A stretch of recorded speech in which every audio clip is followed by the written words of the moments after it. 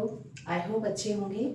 जैसा कि हमने लास्ट लेक्चर में इंटरफेरेंस के बारे में कौन सी वाली फिल्म के बारे में पढ़ा था, एक तो थिन फिल्म थी और एक वेज शेप।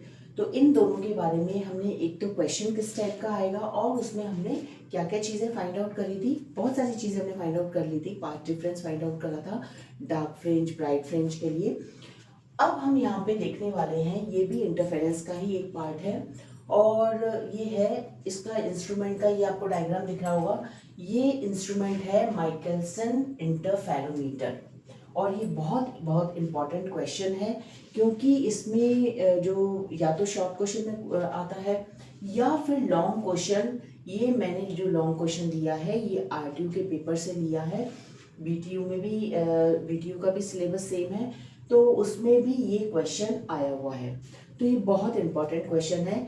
तो इसमें हम क्या करने वाले हैं, सबसे पहले हम इस डायग्राम को समझेंगे, फिर इसकी वर्किंग समझेंगे और ये इसमें हम फाइंड आउट क्या करने वाले हैं। तो क्वेश्चन देखते हैं सबसे पहले कि describe the construction of Michelson interferometer, how is it used to find the wavelength of light, discuss the important application of interferometer. तो ये जो इंस्ट्रूमेंट है इसका काम क्या है, एक तो सबसे पहले हमें ये पता होना चाहिए माइकलसन इंटरफेरोमीटर इसका नाम कैसे रखा गया। माइकलसन एक साइंटिस्ट था जिसने ये इंस्ट्रूमेंट बनाया था और इस इंस्ट्रूमेंट में हम ये पता कर सकते हैं कि किस तरीके से इंटरफेरेंस जो पैटर्न है वो हमें मिलता है, कैसे लाइट रिफ्लेक्ट होती है ट्रांसमिट होती है और फिर एक पॉइंट पे सुपर इम्पोज करके वो इंटरफेरेंस पैटर्न बनाती है, जिससे कि हमें क्या मिलती है, फ्रिंजेस मिलती है। अब वो स्ट्रेट फ्रिंज कब मिलती है और सर्कुलर कब मिलेगी, वो दोनों चीज़ें हम इसमें देखने वाले हैं। तो यहाँ पे जो हम देखेंगे, सबसे पहले इसमें हमें कंस्ट्रक्शन बताना है, उसके बाद हम वर्किंग पे जाते हैं। तो जैसा कि आपको यहाँ पे दिख रहा है सोर्स, ये यहाँ पे ये मोनोक्रोमेटिक सोर्स है और ये है कन्वर्जिंग लेंस, जिससे कि जैसे ही इस पे स्ट्राइक होगा तो पैरेलल रेज आएंगी और ये जो रेज है यहाँ पे ये दो प्लेट्स लगी हुई है और ये जो दो प्लेट्स है जिसको हमने नाम दे दिया P1 और P2, ये ग्लास प्लेट है और ये दोनों जो ग्लास प्लेट है एक ही ग्लास से, एक ही ग्लास को हमने कट करके ये दोनों प्लेट्स हमने यहाँ पे लगाई है। कितने एंगल पे, 45 डिग्री एंगल पे, ठीक है, इंक्लाइंड है ये। और उसको हम सपोज कर लेते हैं ये P1 प्लेट है और ये P2 प्लेट है। इधर क्या हो रहा है, इधर यहाँ पे दो मिरर है, एक ये है और एक ये। फर्स्ट मिरर को हमने नाम दे दिया M1 और ये है दूसरा मिरर जिसको हमने नाम दे दिया M2। M1 M2 ये दो प्लेट्स है, यहाँ पे ये सोर्स है, यहाँ से लाइट आएगी और इस पे स्ट्राइक होगी। जैसे ही इस पे इंसिडेंट होती है तो ये कुछ लाइट तो रिफ्लेक्ट होगी और कुछ लाइट ट्रांसमिट होगी। अभी मैं आपको ये बताने वाली हूँ कि दूसरी प्लेट भी हमने क्यों लगाई है यहाँ पे। अब यहाँ पे क्या दिख रहा है, ये है डिटेक्टर यानी कि टेलीस्कोप, जहाँ से हम देखने वाले हैं कि ये जो पैटर्न, जो लाइट रिफ्लेक्ट होगी ट्रांसमिट होगी उसके बाद एक पॉइंट पे सुपर इम्पोज होगी, जिसकी वजह से हमें फ्रिंजेस मिलेगी। और वो जो फ्रिंज है वो हम कहाँ किससे देख सकते हैं, डिटेक्टर से देख सकते हैं कि क्या क्या चीज़ क्या हो रही है इसमें, पूरे जो इंस्ट्रूमेंट में प्रोसेस क्या चल रहा है। तो यहाँ पे हमें इस डिटेक्टर से पता लगने वाला है।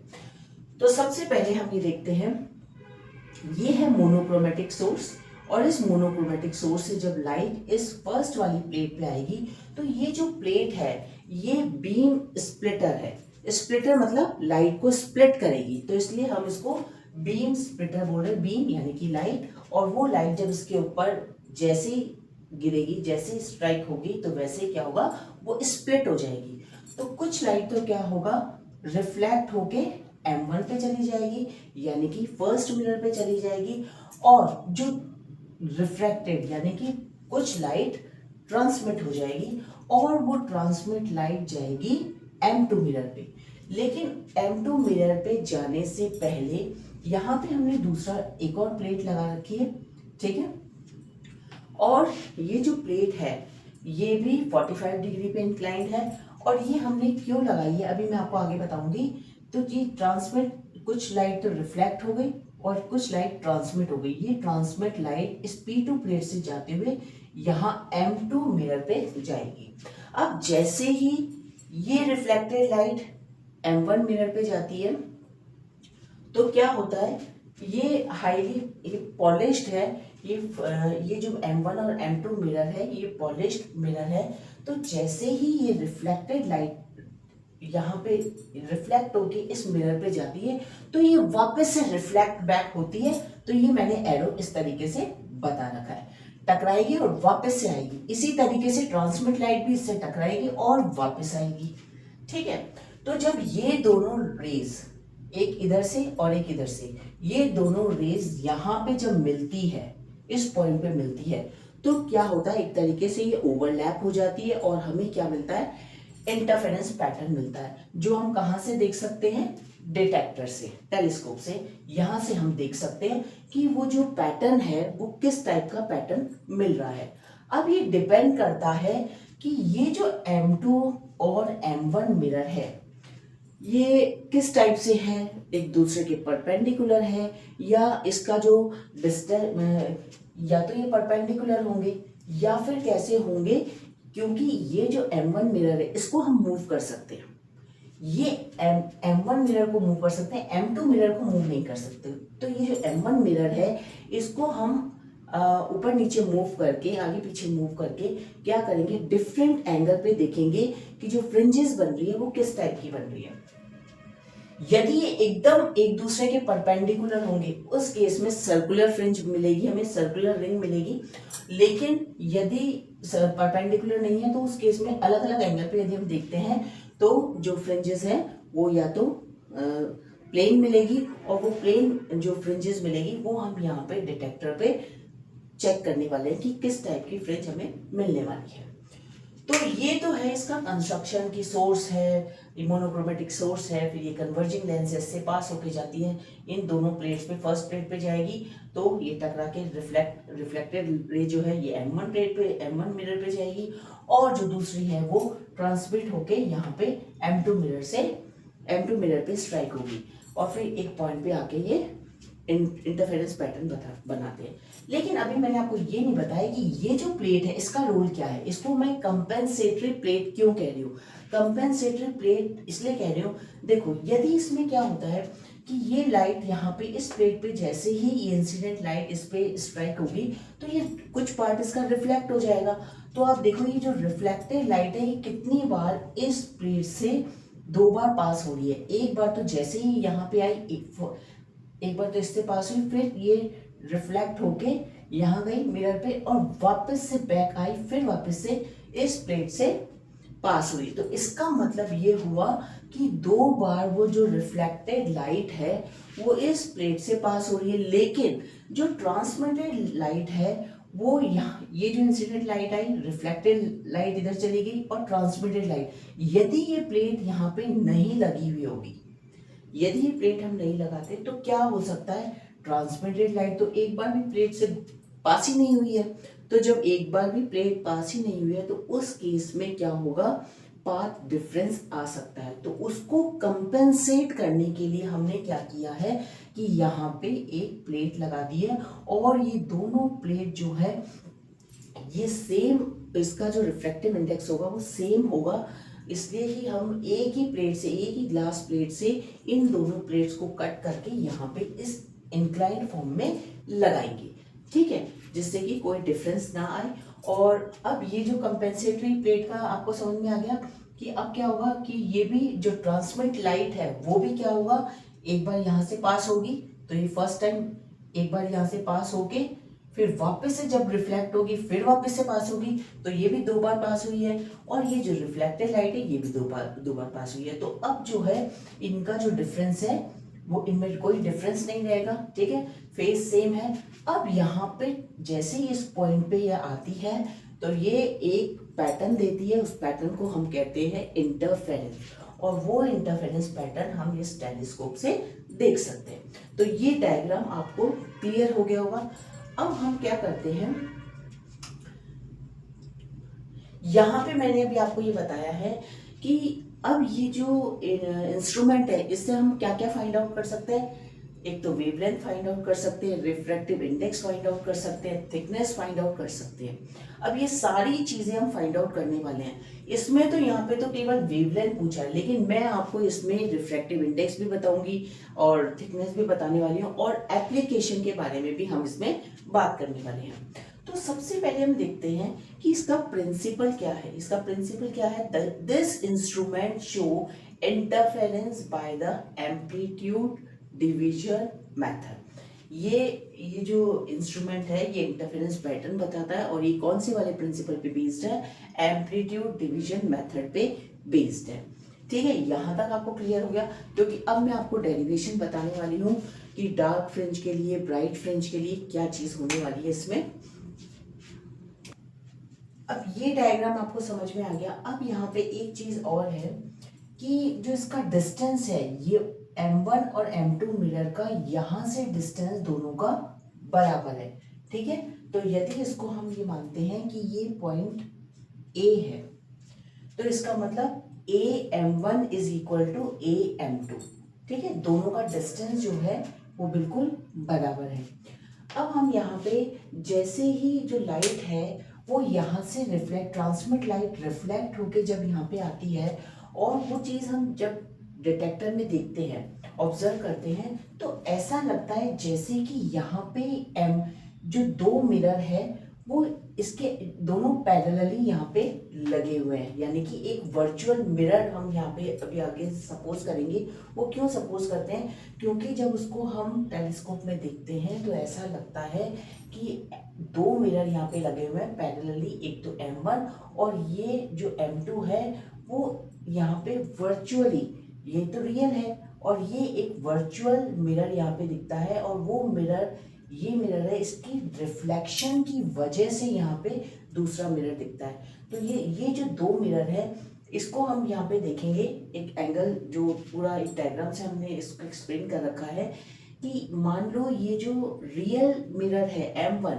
और ये जो वर्चुअल मिरर है M2 डैश, जिसको हम मान रहे हैं यहाँ पे M2 डैश, रिफ्लेक्शन की वजह से यहाँ पे ये दूसरा एक वर्चुअल मिरर है वो यहाँ पे नजर आ रहा है, तो वो ये M2 डैश है। ठीक है, अब जैसे ही जब हम यहाँ से देखते हैं तो वो कैसा दिखता है कि कहीं से ये जो सोर्स है यहाँ से लाइट आई, सबसे पहले M2 डैश से टकराई, ठीक है, और स्ट्राइक होने के बाद रिफ्लेक्ट हो गई, और फिर दूसरा ये M1 मिरर से M1 मिरर पे स्ट्राइक होके और रिफ्लेक्ट हो गई।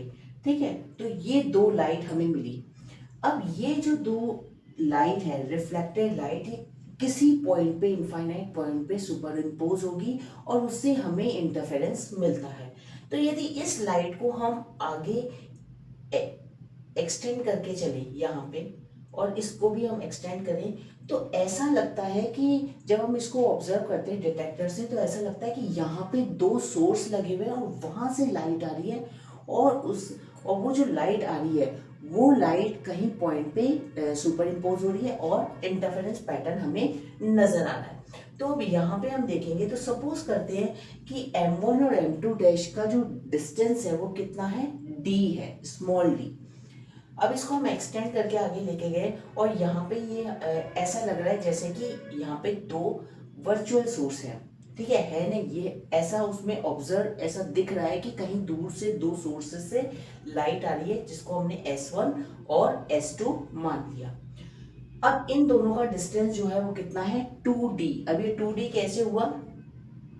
ये सोर्स से जब लाइट आई तो इनका डिस्टेंस क्या था? D। इन दोनों के बीच का डिस्टेंस था D। रियल और वर्चुअल मिरर के बीच का डिस्टेंस जो है वो कितना है? Small d। तो ये जो लाइट है वो एक बार तो यहाँ से टकराई, ये वाला पाथ कवर करा, फिर ये वाला पाथ कवर करा, तो ये कितना हो गया? 2D। तो इसको जब हम आगे लेकर गए और यहाँ पे जो दो सोर्स हमने जो वर्चुअल सोर्स बताए हैं उसके बीच का डिस्टेंस कितना है? 2D। और यदि हम सपोज करें कि इसके यहाँ से अब हमें फाइंड आउट करना है ये D कितना है। ठीक है, तो S2 से, इस सोर्स से हम यहाँ पे परपेंडिकुलर डालेंगे, इस पर जैसे ही नॉर्मल डालेंगे तो ये एक ट्राइंगल बन जाएगा, और इस ट्राइंगल में अब हम कैलकुलेट करने वाले हैं अब जैसे कि आपको पता है कि ये जो है एंगल थीटा है, और इस थीटा एंगल मैंने आपको बताया था कि जहाँ पे जिस एंगल का हम निकालते हैं उसके जस्ट अपोजिट जो होता है वो परपेंडिकुलर होता है, और परपेंडिकुलर से हम यहाँ पे यदि 90 डिग्री का एंगल बनाते हैं तो वो बेस हो जाता है, उसके अपोजिट वाला हाइपोटेन्यूज हो जाता है। तो यहाँ पे जो ये है 2d cos थीटा, अब इसको आगे हम डेरिवेशन करते हैं और फिर मैं आपको एक्सप्लेन करके बताती हूँ। जैसा कि आपको पता है कि जो पाथ डिफरेंस होता है इंटरफेरेंस के केस में, हमने लास्ट लेक्चर में देखा था, वो कितना था, delta is equal to 2d cos theta plus lambda by 2। अब ये लैम्डा बाय 2 कैसे आया वो आपको पता है, रिफ्लेक्टेड लाइट के केस में प्लस लैम्डा बाय 2 हम जो डिफरेंस है वो लिखते हैं इसमें, और ट्रांसमिटेड लाइट में ये लैम्डा बाय 2 नहीं आता। तो जो पाथ डिफरेंस आया था वो 2d cos theta plus lambda by 2 था। तो ये इस इक्वेशन को हम मान लेते हैं फर्स्ट इक्वेशन। अब ब्राइट फ्रिंज के केस में क्या होगा, यानी कि मैक्सिमा के केस में पाथ डिफरेंस होता है n लैम्डा, तो n lambda is equal to 2d cos theta plus lambda by 2। तो अब इसको लैम्डा बाय 2 को हम इधर ले जाएंगे, तो 2d cos theta is equal to n lambda minus lambda by 2। तो ये जो पाथ डिफरेंस है ये हमने यहाँ पे नॉर्मल लेकर, और फिर इसका पाथ डिफरेंस हम निकाल रहे हैं ब्राइट फ्रिंज के केस में, और अभी डार्क फ्रिंज के केस में भी हम निकालेंगे। तो 2d cos theta is equal to n lambda minus lambda by 2, ये इसको इधर ले गए हम। फिर 2d cos theta is equal to lambda n minus 1/2। तो ये ब्राइट फ्रिंज के केस में पाथ डिफरेंस कितना है, 2d cos theta is equal to 2n minus 1 lambda by 2। अब इसी तरीके से हम डार्क फ्रिंज के केस में निकालते हैं कि जो पाथ डिफरेंस होता है वो कितना आता है, और हम इससे लैम्डा भी निकाल सकते हैं। ठीक है, ये वैल्यू इतनी आ गई है। अब पहले डार्क फ्रिंज के केस में हम निकालते हैं। ये डायग्राम आप सभी को समझ में आ गया, और इससे पहले वाला डायग्राम भी मैंने आपको बहुत अच्छे से समझा दिया है। तो ये जो मिरर है ना, रियल जो मिरर है M1 मिरर है, उसके जस्ट नीचे एक वर्चुअल इमेज दिखती है M2 मिरर की, रिफ्लेक्शन की वजह से।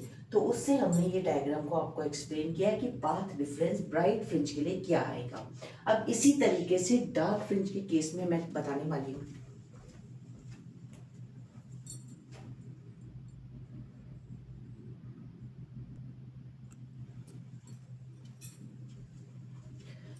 अब यहाँ पे मैंने ब्राइट फ्रिंज के लिए निकाल लिया ब्राइट फ्रिंज मतलब मैक्सिमा के लिए मैंने यहाँ पे पाथ डिफरेंस बता दिया अब आपको। अब इसी तरीके से हमें डार्क फ्रिंज के लिए कैलकुलेट करना है। तो डार्क फ्रिंज के केस में इंटरफेरेंस में आपने देखा था, हमने कैलकुलेट भी किया था, पाथ डिफरेंस होता है n plus minus half lambda. तो यहाँ पे जिस तरीके से यहाँ पे हमने वैल्यू रखी, उसी तरीके से इस वाली जो फर्स्ट इक्वेशन है उसमें हम वैल्यू रख देंगे n plus half lambda is equal to 2d cos theta plus lambda by 2। फिर इसको लैम्डा बाय 2 को इधर ले जाएंगे, तो ये यहाँ पे लैम्डा बाय 2 और लैम्डा बाय 2 कैंसिल हो जाएगा।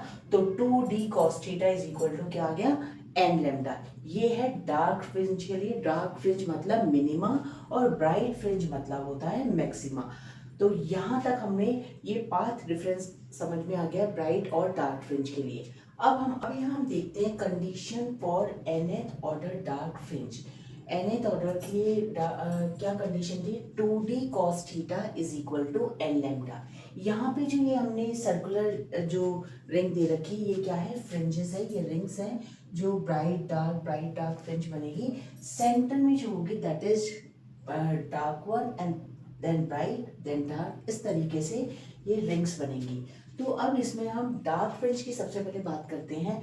डार्क फ्रिंज जो होती है वो उसकी कंडीशन क्या होती है, 2d cos theta is equal to n lambda, और एट सेंटर। अब यदि हम सेंटर पे देखें, सपोज करो ये जो है, ये जो सेंटर पे जो ये जो डार्क फ्रिंज है, यहाँ से हम इसका डिस्टेंस लेते हैं, रेडियस जो है कोई से भी, यदि हम मान लेते हैं कि first fringe, second fringe, third fringe, R1, R2, R3, तो nth फ्रिंज से जो रेडियस होगी वो कितनी होगी, Rn हो जाएगी।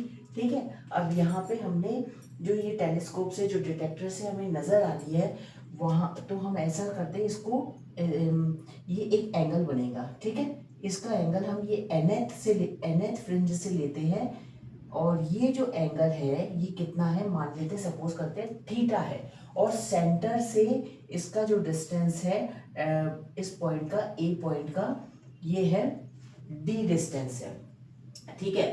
अब कैपिटल डी है। अब इसमें हम यदि हम सेंटर पे देखते हैं तो सेंटर पे जो एंगल होगा ये थीटा एंगल कितना कम होगा, नहीं होगा, जीरो के बराबर होगा।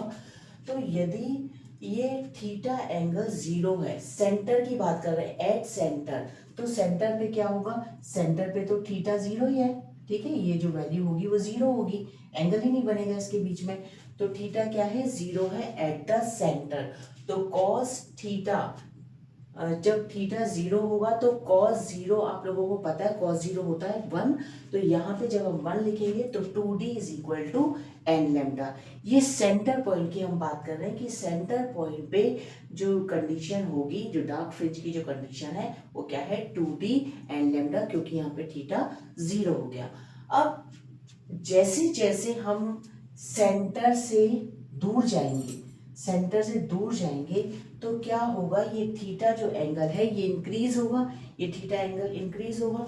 तो क्या होगा, थीटा जब इंक्रीज होगा, थीटा इंक्रीज होगा तो कॉस जो है, कॉस थीटा डिक्रीज होगा। और जैसे कि आपको पता है कि cos theta is directly proportional to this number, n number. तो यदि और एन यहाँ पे क्या है, ऑर्डर ऑफ फ्रिंजेस। तो यदि कॉस थीटा डिक्रीज हो रहा है तो एन भी क्या होगा, डिक्रीज होगा। जैसे कि हम सपोज करते हैं कि ये मान लो 6th नंबर की फ्रिंज है, ये जो सेंटर वाली है ये 6th नंबर की फ्रिंज है, 6 4 3 2 1। तो यदि हम 6th फ्रिंज से हम जाते हैं 3rd फ्रिंज पे जाते हैं, तो उस केस में क्या होगा, ऑर्डर ऑफ फ्रिंज क्या होगा, 6 -3, यानी कि 3, ये 3 इसका ऑर्डर होगा। तो यदि हम क्या करते हैं कि जैसे जैसे थीटा एंगल इंक्रीज होगा तो कॉस थीटा क्या होगा, डिक्रीज होगा, और उस केस में एन भी डिक्रीज हो जाएगा। तो ये ऑर्डर ऑफ फ्रिंज निकालने का तरीका आपको पता है। यहाँ से हम जैसे सेंटर पे यदि हम देखते हैं कि ये जो सेंटर वाली जो फ्रिंज है वो मान लेते हैं 6th नंबर की है, और सेंटर से हम यदि तीसरे नंबर पे जाते हैं या चौथे नंबर पे जाते हैं, चौथी फ्रिंज पे जाते हैं, 4th फ्रिंज पे जाते हैं, तो 6 -4 ये हो गया, ऑर्डर ऑफ फ्रिंज क्या हो जाएगा, 2, ठीक है। हमने फिर इसमें क्या किया, तो ये तो हमने nth ऑर्डर के लिए निकाला था।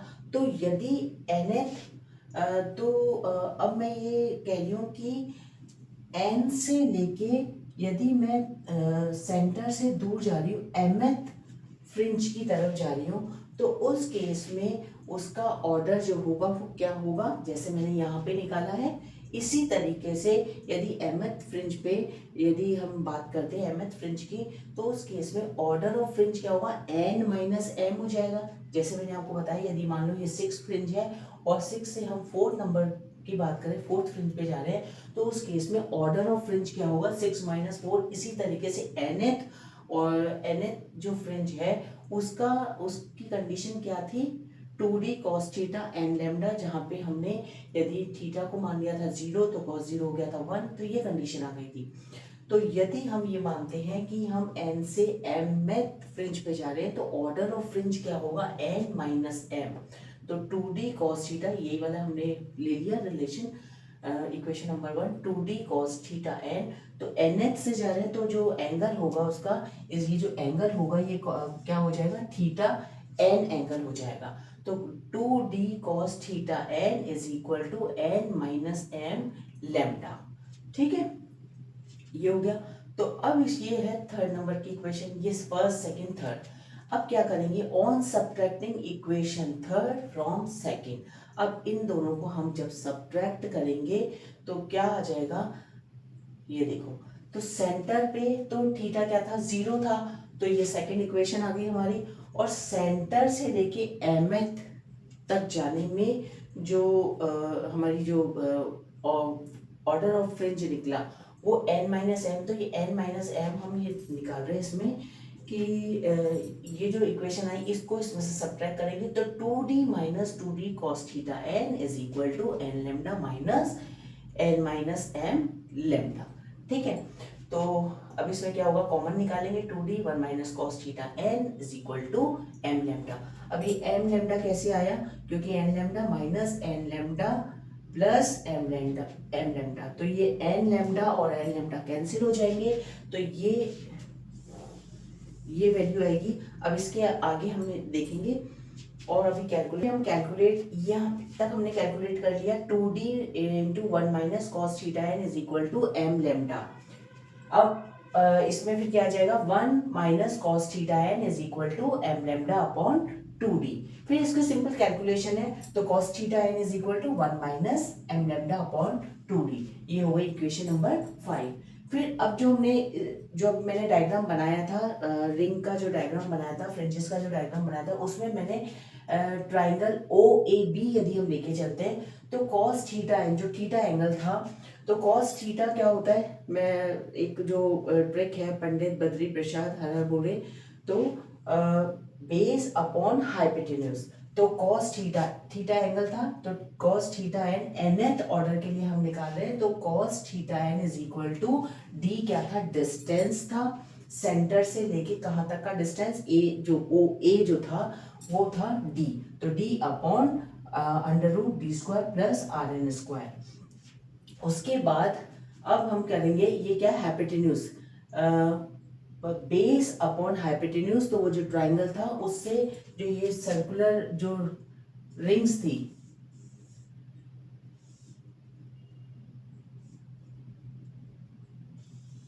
ये थीटा एन था, ठीक है, वो डायग्राम मैंने मिटा दिया, ये थीटा एन था और ये जो डिस्टेंस था ये कितना था, कैपिटल डी, ठीक है, और ओ ये सेंटर पॉइंट और ये बी, ठीक है। तो कॉस थीटा एन जो होता है बेस अपॉन हाइपोटेन्यूज होता है, तो हाइपोटेन्यूज ये बेस हो गया और ये हाइपोटेन्यूज हो गया, तो cos theta is equal to D upon under square root of D square plus R N square. तो from equation 5th and 6th तो अब क्या करेंगे, D upon square root of D square plus R N square, R क्या है, radius है, ये जो इतना हमने डिस्टेंस माना था ओ से बी तक, ठीक है, ये आर एन था nth ऑर्डर के लिए, तो d upon square root of D square plus R N square is equal to 1 minus m lambda upon 2d। ये m लेमडा अपॉन 2d कहाँ से आया, cos थीटा क्या है 1 minus m lambda upon 2d था, तो यहाँ पे हमने इसकी वैल्यू रख दी, ठीक है। फिर उसके बाद अब इसको हम सिंपल कैलकुलेशन कर रहे हैं 2d minus m lambda upon 2d, ठीक है, ये आ गया। अब इसको दोनों साइड हम क्या करेंगे, स्क्वायर रूट ले लेंगे, यहाँ तक ये वैल्यू आ गई थी d upon D square plus R N square is equal to 2d minus m lambda upon 2d। अब क्या करेंगे, दोनों साइड हम स्क्वायरिंग कर देंगे, तो D square upon D square plus R N square is equal to, अब यहाँ पे ये स्क्वायर हो जाएगा अपॉन ये 4d स्क्वायर हो जाएगा, ठीक है, सिंपल कैलकुलेशन है। फिर उसके बाद हम क्या करेंगे, अब इसको इधर ले जाएंगे, इसको इधर ले जाएंगे, तो D square plus R N square is equal to D square into 4d square upon 2d minus m lambda का होल स्क्वायर। फिर D square plus R N square, अभी कैलकुलेशन चल रही है, इसमें सिंपल जो मैथमेटिक्स है वो लग रही है, D square plus R N square is equal to D square into 4d square. अब करेंगे यहाँ से इसमें से कॉमन ले लेंगे, तो 4d स्क्वायर ब्रैकेट में 1 minus m lambda upon 2d का होल स्क्वायर, ठीक है, ऐसे हम लिख सकते हैं इसको। फिर उसके बाद D square plus R N square is equal to D square upon, अब इसमें से देखो जैसे हमने 4d स्क्वायर बाहर निकाला तो इसमें से ये कैंसिल हो जाएगा, ठीक है। फिर उसके बाद हमने क्या किया, D square upon 1 minus m lambda upon 2d का होल स्क्वायर, ठीक है। अब हमें क्योंकि हमें रेडियस फाइंड आउट करनी है, तो देखिए रेडियस फाइंड आउट करने के लिए हम क्या करेंगे, अब इसको इधर ले जाएंगे, तो R N square is equal to D square upon 1 minus m lambda upon 2d का whole square minus D square. फिर डी स्क्वायर इसमें से कॉमन ले लिया, तो R N square is equal to D square, और कॉमन लेके ये चीजें ऐसे लिख दी 1 upon 1 minus M lambda upon 2d का होल स्क्वायर माइनस 1। तो ये वैल्यू आ गई R square is equal to D square. और फिर इसको जब हम ऊपर लेके जाएंगे तो क्या हो जाएगा 1 minus M lambda upon 2d minus 2, क्योंकि इसको हम ऊपर लेकर जा रहे हैं, ठीक है, माइनस 1। अब जैसा कि आपको पता है बाइनोमियल थ्योरम क्या कहती है, 1 प्लस एक्स का whole N is equal to 1 plus N X, इस तरीके से आगे तक चलती है, जहां पे x की वैल्यू जो होती है वो बहुत कम होती है 1 से।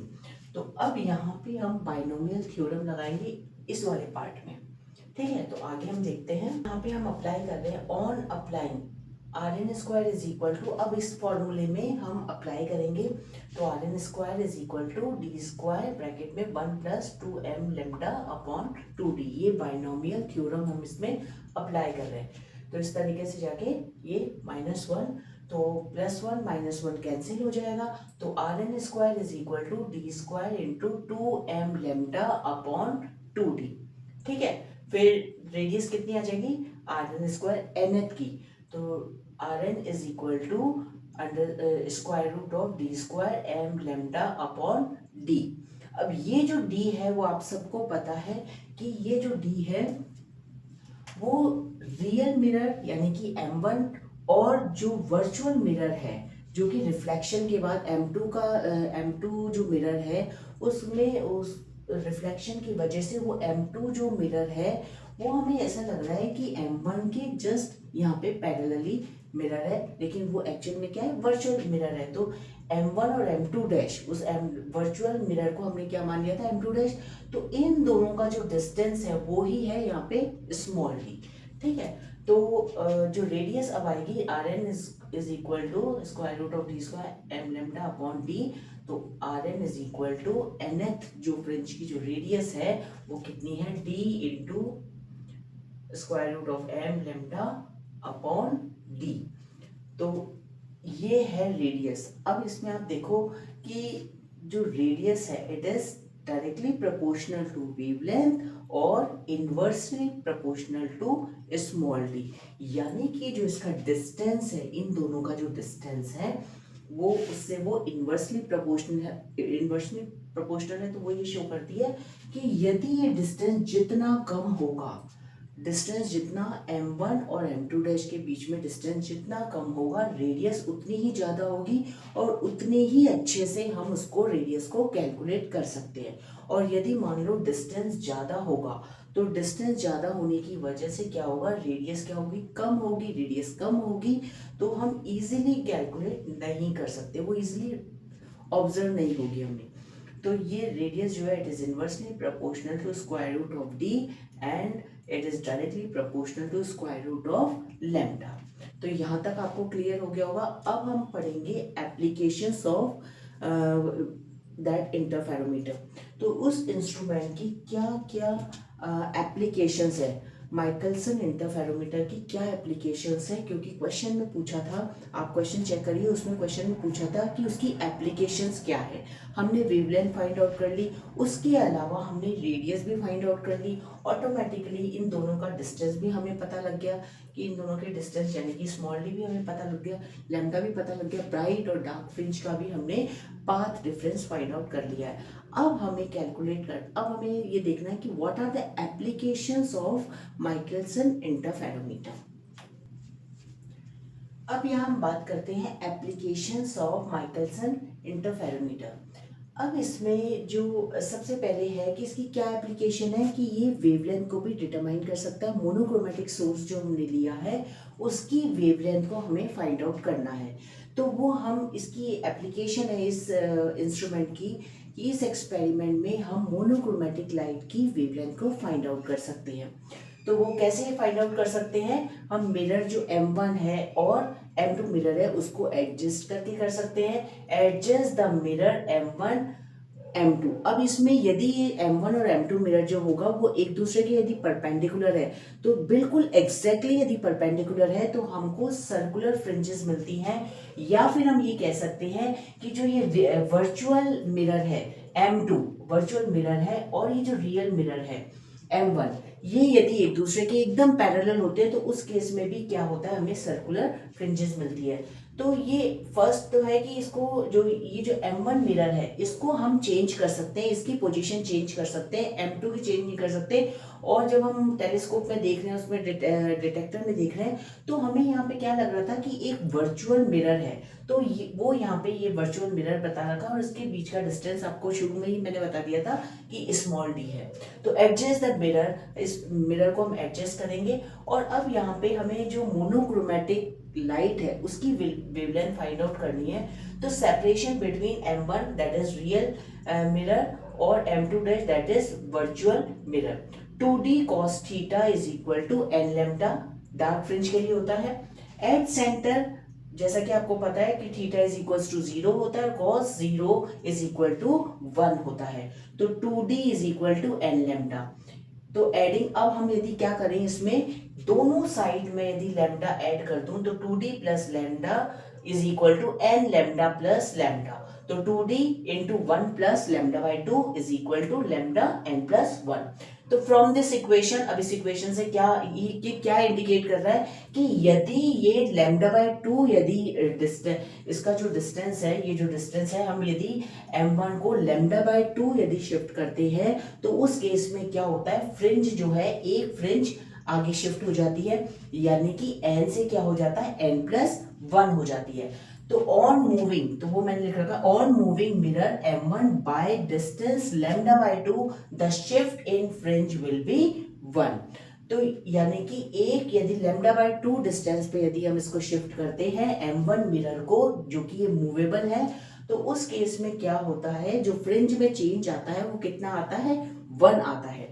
तो इसी तरीके से हम nth ऑर्डर के लिए ले लेते हैं कि यदि लैम्डा बाय 2 है तो कितना आ रहा है, n प्लस 1 यानी कि 1 का आ रहा है। तो यदि x डिस्टेंस यदि हम इसका शिफ्ट कर देते हैं, इस M1 मिरर का यदि x डिस्टेंस शिफ्ट कर देते हैं, तो उस केस में हम ये मानते हैं कि n नंबर ऑफ जो है फ्रिंजेस है, n नंबर ऑफ जो फ्रिंजेस पे वो हमें नजर आता है, यानी कि कितना शिफ्ट हो जाता है, n पे शिफ्ट हो जाती है, n फ्रिंजेस पे शिफ्ट हो जाता है। तो उस केस में लैम्डा कितना आएगा वो मैं कैलकुलेट आपको करके बता दी। एक का हमें पता लग गया कि लैम्डा बाय 2 किया तो कितना शिफ्ट हुआ, एक फ्रिंज, यानी कि यदि पहले डार्क आ रही थी, पहले डार्क थी, तो लैम्डा बाय 2 शिफ्ट किया तो ब्राइट आ जाएगी, फिर वापस से लैम्डा बाय 2 शिफ्ट करेंगे तो डार्क आ जाएगी। तो इस तरीके से पैटर्न चलेगा। तो अब हम निकालते हैं कि सपोज करो कि x डिस्टेंस पे मैंने M1 मिरर को शिफ्ट कर दिया, तो उस केस में वो जो वैल्यू आ रही है वो कितनी आ रही है, nth डिस्टेंस जो है, जो यहाँ पे 1 हम एक के लिए कर रहे थे, वो अब सपोज करते हैं n नंबर ऑफ फ्रिंज पे वो शिफ्ट हो जाती है। तो उसके लिए हम वैल्यू निकालते हैं। अब देखो, जब लैम्डा बाय 2 डिस्टेंस कवर हुआ था, यदि लैम्डा बाय 2 शिफ्ट हमने किया था तब कितना आ रहा था, एक का डिफरेंस आ रहा था। देखिए एक फ्रिंज शिफ्ट हो रही थी।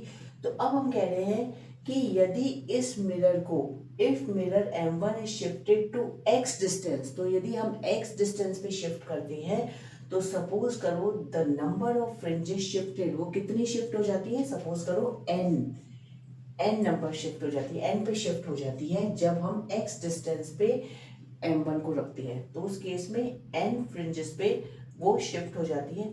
तो n इज इक्वल टू क्या आएगा, n is equal to x upon lambda by 2।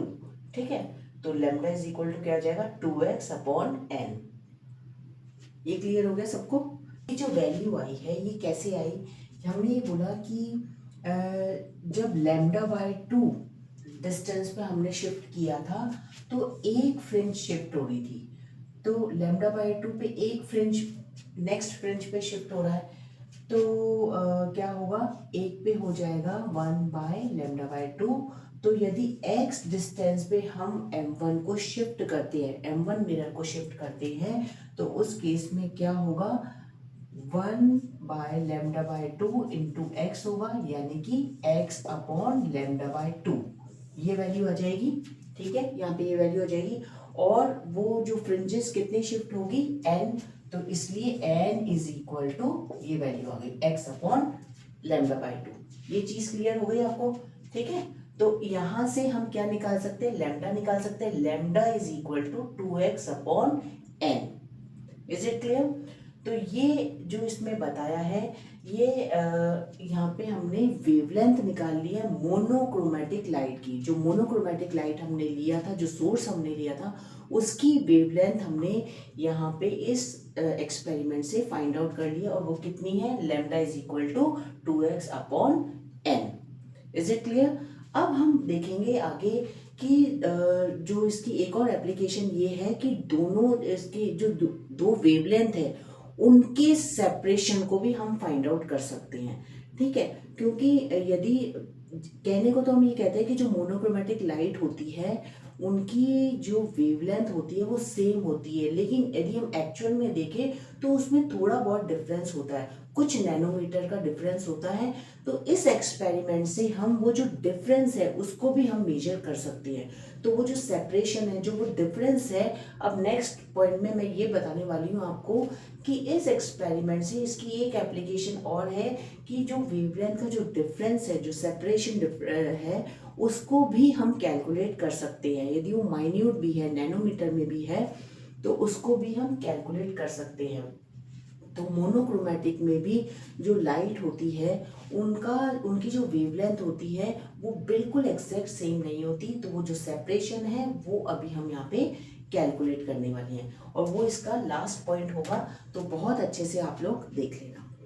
जो एप्लीकेशन है इस एक्सपेरिमेंट में एक एप्लीकेशन और है, वेवलेंथ का जो सेपरेशन है उसको भी हम कैलकुलेट कर सकते हैं।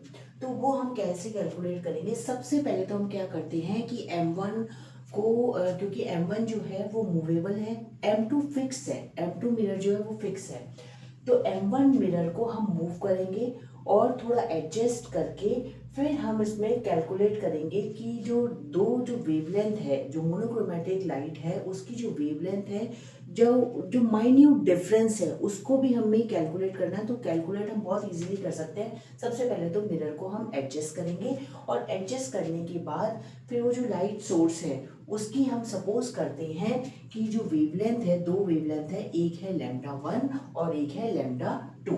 अब ये सपोज करते हैं कि ये जो λ1 और λ2 है, जो वेवलेंथ है वो बहुत ही क्लोजर है।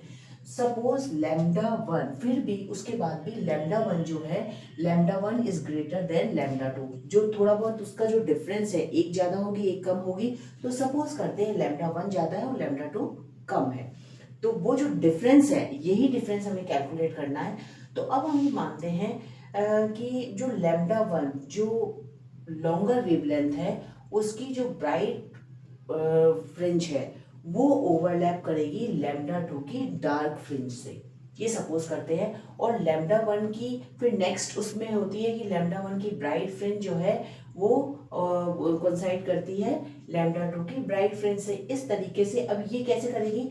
फर्स्ट में हमने M1 को एडजस्ट करा, एडजस्ट किया तो ब्राइट फ्रिंज डार्क फ्रिंज से कोइंसाइड कर रही है, λ1 की जो ब्राइट फ्रिंज है वो डार्क फ्रिंज से कोइंसाइड कर रही है, λ2 की डार्क फ्रिंज से कर रही है। फिर हमने मिरर को थोड़ा एडजस्ट करा, तो ब्राइट फ्रिंज जो है, λ1 की जो ब्राइट फ्रिंज है वो कोइंसाइड करेगी λ2 की डार्क फ्रिंज से, और इस तरीके से ये चलता रहेगा।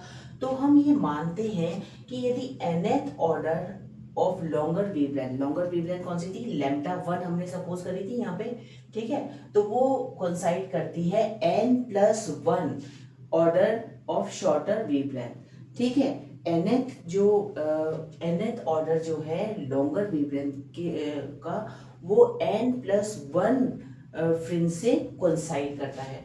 तो उस केस में अब यदि हम ये माने कि इस केस में, यानी कि जब ब्राइट डार्क से कोइंसाइड कर रही है, उस केस में हमने M1 मिरर जो है वो, ये जो M1 मिरर था, आपको पता है ये हम बहुत बार ये डायग्राम देख चुके हैं, ये वर्चुअल मिरर है और ये रियल मिरर है। तो इस मिरर को हमने कितना शिफ्ट करा? सपोज करते हैं x1 शिफ्ट करा, तो ये जो ब्राइट फ्रिंज है λ1 की, वो λ2 की डार्क फ्रिंज से कोइंसाइड कर रही है। और जब हमने इस M1 मिरर को x2 शिफ्ट करा, तो उस केस में ब्राइट फ्रिंज जो है λ1 की वो कोइंसाइड कर रही है λ2 की ब्राइट फ्रिंज से, एक बार डार्क एक बार ब्राइट, ठीक है। तो जब हमने x2 डिस्टेंस, तो अब इन दोनों के बीच का डिस्टेंस ही हमें मेजर करना है, यानी कि ये जो सेपरेशन है ये हमें मेजर करना है। तो अब हम ये मानते हैं कि सपोज करो x2 माइनस x1, इन दोनों को हम सब यदि हम देखें, इन दोनों का जो डिफरेंस है वो क्या आ रहा है, मान लेते हैं डेल्टा x, ये डिफरेंस है। ये जो है, ये जो डिफरेंस है वो क्या है, distance between two consecutive position move by mirror. जब m1 मिरर को x1 शिफ्ट करा और फिर x2 शिफ्ट करा, तो इन दोनों के बीच का जो सेपरेशन है उस वो वैल्यू हमें निकालनी है, यानी कि x2 माइनस x1 निकालना है। तो वो मान लेते हैं हम डेल्टा x है, तो delta x is equal to n lambda 1 upon 2, और जो उससे कोइंसाइड कर रही है वो कितने से, n प्लस 1 से कर रही थी, तो n प्लस 1 लैम्डा 2 अपॉन 2। अब ये जो है ये तो लॉन्गर वेवलेंथ है और ये शॉर्टर वेवलेंथ है। जैसा कि मैंने आपको जो उसकी फर्स्ट एप्लीकेशन थी, फर्स्ट एप्लीकेशन में हमने वेवलेंथ फाइंड आउट करी थी, और वो वेवलेंथ क्या थी, lambda is equal to 2x upon n। ये कैलकुलेट करा था, इससे जस्ट पहले हमने कैलकुलेट करा है कि लैम्डा इज इक्वल टू कितना आ रहा था, वेवलेंथ कितनी आ रही थी, 2x अपॉन n आई थी। ठीक है, तो अब हम इसमें वैल्यू पुट करेंगे और इसका जो सेपरेशन है वो हम निकालेंगे। तो जो अब हमें सेपरेशन निकालना था, n is equal to 2 delta x upon lambda 1, n plus 1 is equal to 2 delta x upon lambda 2। ठीक है, ये लैम्डा 1 के लिए, लैम्डा 2 के लिए। अब सब्ट्रैक्ट इक्वेशन 2 फ्रॉम इक्वेशन 1, तो n plus 1 minus n is equal to 2 delta x, common ले लिया, 1 upon lambda 2 minus 1 upon lambda 1। ये सिंपल मैथमेटिक्स है, इसमें कुछ भी बहुत ज़्यादा समझने का नहीं है। फिर उसके बाद अब क्या होगा कि यहाँ पे n प्लस 1 माइनस n, तो यहाँ n से n कैंसिल हो जाएगा, तो 1 is equal to 2 delta x 1 upon lambda 2 minus 1 upon lambda 1। तो ये लैम्डा 1 इधर आएगा, लैम्डा 2 इधर आएगा, और लैम्डा 1 लैम्डा 2 हम इधर शिफ्ट कर देंगे, तो लैम्डा 2 लैम्डा 1 या lambda 1 lambda 2 is equal to, ये क्या किया इसमें सिंपल ये करिए, lambda 1 upon lambda 2 lambda 1 lambda 2। ठीक है, फिर इसको इधर ले गए, इसको इधर शिफ्ट कर दिया, तो lambda 1 lambda 2 is equal to 2 delta x into lambda 1 minus lambda 2। तो अब ये जो वेवलेंथ का जो सेपरेशन है, वेवलेंथ के बीच में जो डिफरेंस है, यही तो हमें कैलकुलेट करना था। तो हम क्या करेंगे, अब इसको इधर शिफ्ट कर देंगे, lambda 1 minus lambda 2 is equal to lambda 1 lambda 2 upon 2 delta x। Delta x यहाँ पे क्या था, x2 माइनस x1, जो m1 जो मिरर था उसको हमने शिफ्ट किया था, एक बार x1 शिफ्ट किया, एक बार x2 शिफ्ट करा, तो ये जो डिफरेंस है यही तो डेल्टा x है। ठीक है, और अब हम ये मानते हैं कि लैम्डा 1 नियरली लैम्डा 2 के बराबर है, क्योंकि इनके बीच का जो वेवलेंथ है वो बहुत ज़्यादा डिफरेंस नहीं होता, कुछ नैनोमीटर का डिफरेंस होता है। तो सपोज कर लो lambda 1 is nearly equal to lambda 2, तो उस केस में वो किसके बराबर हम मान लेते हैं, लैम्डा एवरेज के मान लेते हैं। तो lambda 1 minus lambda 2 is equal to, जब ये नियर अबाउट सेम है तो उस केस में इसको हमने क्या माना, लैम्डा एवरेज, तो lambda square average upon 2 delta x। तो ये आ गया सेपरेशन बिटवीन टू वेवलेंथ। दो वेवलेंथ मोनोक्रोमेटिक लाइट जो होती है वो उसमें हर एक जो वेवलेंथ होती है उसमें बहुत माइन्यूट डिफरेंस होता है। तो इस एक्सपेरिमेंट से हम ये कैलकुलेट कर सकते हैं वो माइन्यूट जो सेपरेशन है, माइन्यूट जो डिफरेंस है, वो भी हम कैसे मेजर कर सकते हैं। तो ये सेपरेशन आ गया, ये डिफरेंस बिटवीन टू वेवलेंथ आ गया of monochromatic light, lambda 1 minus lambda 2 is equal to this value. तो ये जितने भी हमने डेरिवेशन इसके किए, वेवलेंथ फाइंड आउट करना, प्लस हमने यहाँ पे सेपरेशन फाइंड आउट करना कि दो वेवलेंथ के बीच में मोनोक्रोमेटिक लाइट की जो वेवलेंथ होती है, जो हम कहते हैं सेम वेवलेंथ होती है, लेकिन उसमें भी थोड़ा सा डिफरेंस होता है, वो माइन्यूट डिफरेंस भी ये एक्सपेरिमेंट कैलकुलेट कर लेता है। तो वो हमने सेपरेशन फाइंड आउट कर लिया, रेडियस फाइंड आउट कर ली, डायमीटर फाइंड आउट कर लिया, प्लस हमने ब्राइट और डार्क फ्रिंज वो सारी चीज़ें हमने देख लिया। और सर्कुलर फ्रिंजेस कब बनती है इसमें माइकलसन इंटरफेरोमीटर में, जब m1 और m2 एकदम दोनों परपेंडिकुलर होते हैं, या m1 मिरर और m2 डैश मिरर यानी कि वर्चुअल मिरर वो क्या होते हैं, एक दूसरे के पैरेलल होते हैं, तो उस केस में हमें सर्कुलर फ्रिंज मिलती है। तो ये यहाँ पे आके ये एक्सपेरिमेंट कंप्लीट हुआ है। ये बहुत इंपॉर्टेंट है, ये आप लोग सब बहुत अच्छे से पढ़ लेना इसको। इसका डेरिवेशन डेफिनेटली आता है, इस पे क्वेश्चन आता ही आता है, इसलिए ये आप ऐसे मत सोचना कि ये क्वेश्चन जो है इसको हम छोड़ जाए या इसका जो शॉर्ट क्वेश्चन पड़ जाए। लॉन्ग क्वेश्चन आता है और इसके जितने भी मैंने आपको डायग्राम बताए हैं वो आप अच्छे से कर लीजिएगा, ठीक है। So thank you students. और अब नेक्स्ट लेक्चर में हम न्यूटन्स रिंग के बारे में पढ़ेंगे।